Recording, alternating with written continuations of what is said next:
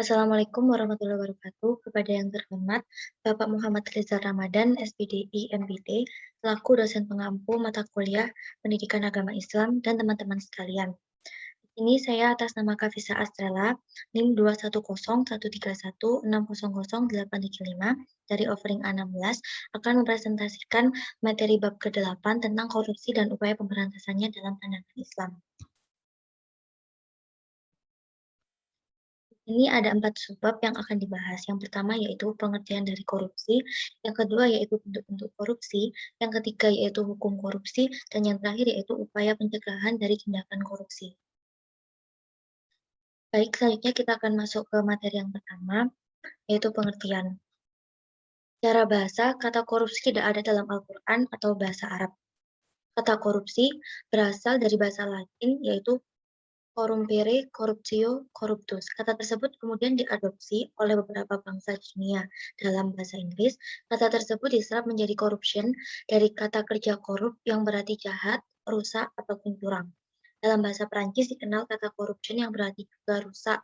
Kata korupsi yang dipakai dalam bahasa Indonesia merupakan serapan dari bahasa Belanda, yaitu korupsi, yang berarti curang dan jahat. Sedangkan secara istilah, korupsi mempunyai arti yang macam-macam. Dalam kamus Besar Bahasa Indonesia atau KBBI, korupsi berarti perbuatan busuk seperti penggelapan uang, penerimaan uang sogok, dan lain sebagainya. Oleh karena itulah, korupsi diartikan sebagai tindak pemanfaatan dana publik yang seharusnya untuk kepentingan umum, tapi dipakai secara tidak sah untuk memenuhi kebutuhan pribadi. Inilah istilah korupsi yang dipakai dalam sehari-hari kita. Yang kedua yaitu bentuk-bentuk dari korupsi. Yang pertama yaitu ada gulul atau penggelapan. Kata gulul secara bahasa adalah atsu sya'yu wadasuhu fi mata'ihi atau mengambil sesuatu dan menyembunyikan dalam matanya. Pada mulanya, gulul merupakan istilah untuk penggelapan harta rampasan perang sebelum dibagikan kepada yang berhak. Ibnu Hajar Al-Asqalani mengartikannya dengan al-kinayat fil magnum atau pengkhianatan pada rampasan perang. Lebih jauh, Ibnu Qutaybah menjelaskan bahwa perbuatan khianat dikatakan gul karena orang yang mengambilnya menyembunyikannya pada harta miliknya. Kata gulu menurut Ar-Rumani berasal dari kata hulal yang artinya masuknya air ke dalam sela-sela pohon. Khianat disebut gulul karena memasukkan harta yang bukan miliknya secara sembunyi dan samar dari jalan tidak halal. Larangan penggelapan ini tertera dalam Surat Al-Imran ayat 161. Yang kedua yaitu riswah atau suap. Istilah lain juga merupakan salah satu bentuk korupsi adalah riswah. Istilah ini berasal dari kata raja yarshu riswah yang berarti menyuap atau menyogok. Orang yang menyuap disebut ar-rashi, sedangkan orang yang mengambil dan menerima suap disebut al-murtasyid, sementara orang yang menjadi perantara antara pemberi dan penerimanya dengan menambahi di suatu sisi dan mengurangi di sisi lain yaitu al-roishi. Yang ketiga yaitu hadiah atau gratifikasi. Dalam fikih Islam disebut juga dengan hibah, yaitu pemberian sesuatu kepada orang lain atas dasar kerelaan dan tanpa mengharap sesuatu apapun selain ridho Allah. Pemberian hadiah menjadi haram hukumnya jika untuk kepentingan tertentu, seperti memberi hadiah kepada pejabat, atasan, ataupun penguasa untuk mendapatkan sebuah keuntungan. Selanjutnya ada sorihah atau pencurian, yang berasal dari bahasa Arab soroho yasriku yang berarti mencuri.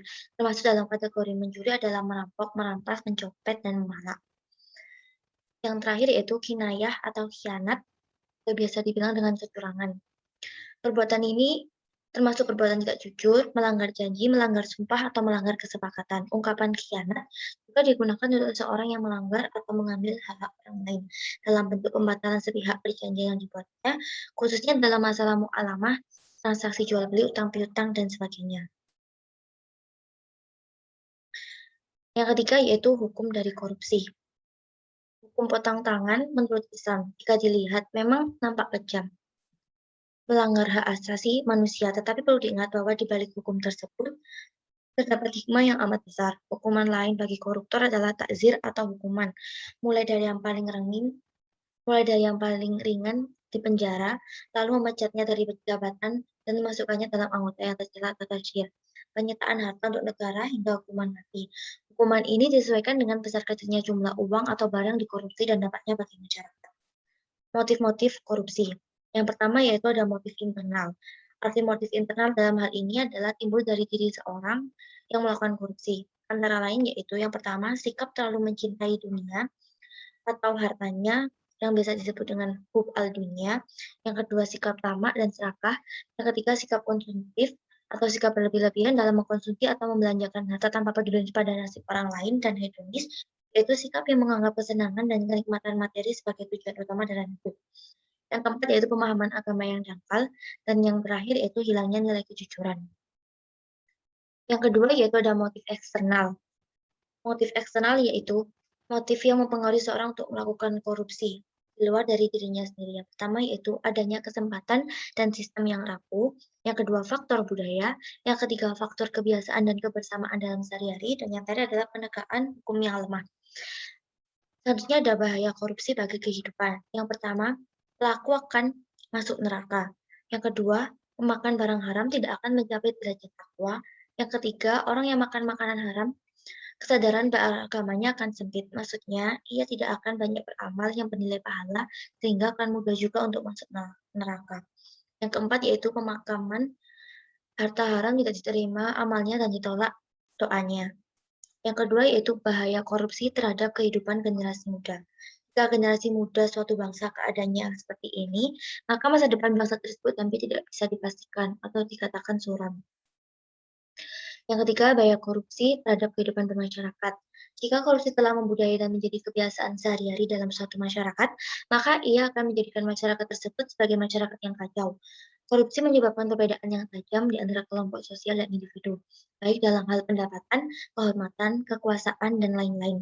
Korupsi juga membahayakan standar moral dan intelektual masyarakat. Ketika korupsi merajalela, maka tidak ada nilai utama atau kemuliaan dalam masyarakat. Yang keempat, bahaya korupsi terhadap sistem politik. Kekuasaan politik yang dicapai dengan korupsi akan menghasilkan pemerintahan dan pemimpin masyarakat yang tidak legitimit atau sah di hadapan masyarakat. Hal ini menyebabkan masyarakat tidak akan percaya terhadap pemerintah dan pemimpin tersebut. Akibatnya, masyarakat tidak akan patuh dan tunduk pada otoritas mereka. Yang kelima yaitu bahaya korupsi terhadap sistem birokrasi administrasi. Korupsi menyebabkan tidak efisiennya birokrasi dan meningkatnya biaya administrasi dalam birokrasi. Jika birokrasi ini telah dikuasai oleh sang korupsi dalam berbagai bentuknya, maka prinsip dasar birokrasi rasional, efisien, dan kualifikasi tidak akan pernah terlaksana. Dan yang terakhir yaitu bahaya korupsi terhadap sistem perekonomian. Tentu korupsi yang akan terus dilakukan dapat merusak perkembangan ekonomi dari suatu bangsa itu.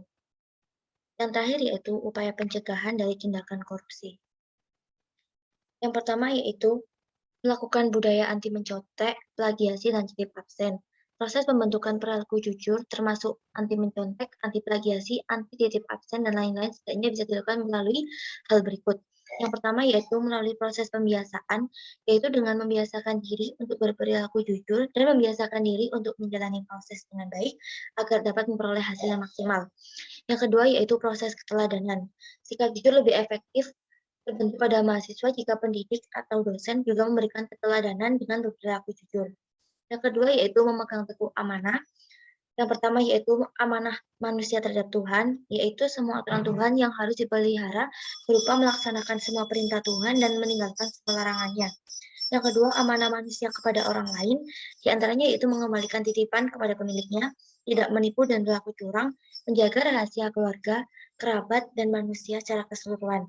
Dan yang terakhir yaitu amanah manusia terhadap dirinya sendiri, yaitu berbuat sesuatu yang terbaik dan manfaat bagi dirinya, baik dalam urusan agama maupun dunia, dan tidak membahayakan dirinya di dunia dan juga di akhirat. Sekian presentasi dari saya. Bila ada kurang dan salahnya, saya mohon maaf. Wassalamualaikum warahmatullahi wabarakatuh.